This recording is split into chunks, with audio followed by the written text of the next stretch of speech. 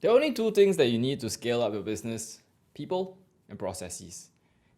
Easier said than done. What does people mean, and what does processes mean? What do you focus on? What do you do, right, in these things?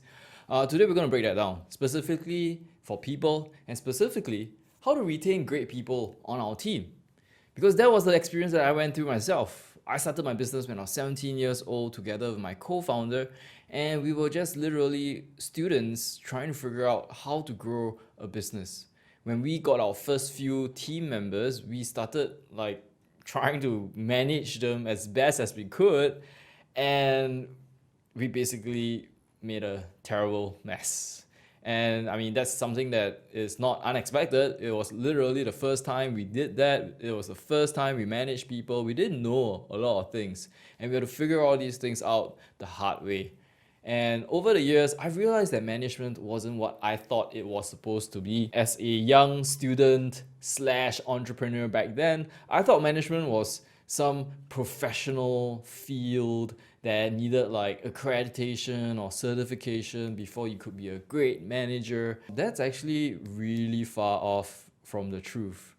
What I realized is that knowing people or understanding how people in your business, knowing how that area worked, really just required you to be a good human being.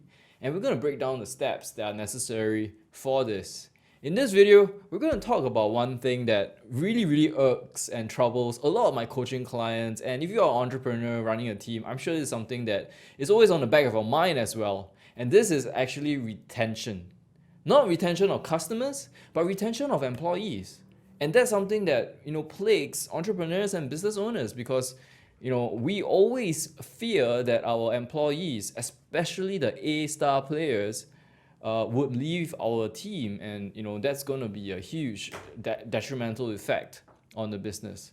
So today we're going to just break that down and understand how we can actually improve retention, right? So the first thing we need to talk about is how we get people happy and engaged, right? We have a team that's made up of various people, and we don't want them to leave, especially if they are a star player. The loss of a player like that, it is expensive, it is time consuming to replace that person. Is also very stressful because depending on how systemized your business is, maybe somebody leaving will cause disruptions in your business operations and all your process flows throughout your business. So it's super stressful, not just to everybody else, but for you as well, the business owner. So having that skilled, experienced team that's able to perform, that's something that we all want. And we need to understand what to do. All these players, all these people on our teams, happy, engaged, and able to deliver the best work that they can do. So why does this person leave anyways? It could be many reasons, but studies have shown that there are three main reasons why people leave their jobs. I mean, this is besides everything else that can happen, right? People leave their jobs for many reasons. Sometimes it's personal, sometimes their pet died, sometimes it's a family relative that has gotten into trouble that they need to take care of, sometimes it's a health issue, sometimes, there's so many reasons. But when we look at it professionally and from an angle of a business owner for which you can control these variables, then there are three main things that we want to look at, because these are the top three reasons or the top three areas that studies have shown to really affect employee retention. The first is a lack of recognition. And this is particularly for their achievements. And we've all been through this. As a kid, I went through this myself in school and at home. Sometimes you want to do something and get recognized for it. And recognition could come in many ways. It could just be a simple thank you. Everybody has also felt this before. I know that people don't want or don't like to be taken for granted. Now, if you do something and and you feel that people are taking you for granted, then that's going to build up that resentment that ultimately will cause people to leave their jobs. I'm just going to move this down here so that you could see this. So lack of recognition. Here's another great example. You walk through a shopping mall and you see people behind you as you go through a doorway, so you hold open the door for them and they just walk through without even glancing at you, much less giving you a thank you. And that's the kind of feeling that people will get if they put in their all, they help you, they support the team, they do something that's above and beyond their job scope, and they get nothing in return. Right? That's the kind of being taken for granted that we don't want to have in our teams. 2 is compensation, right? Or sometimes this could also be benefits, right?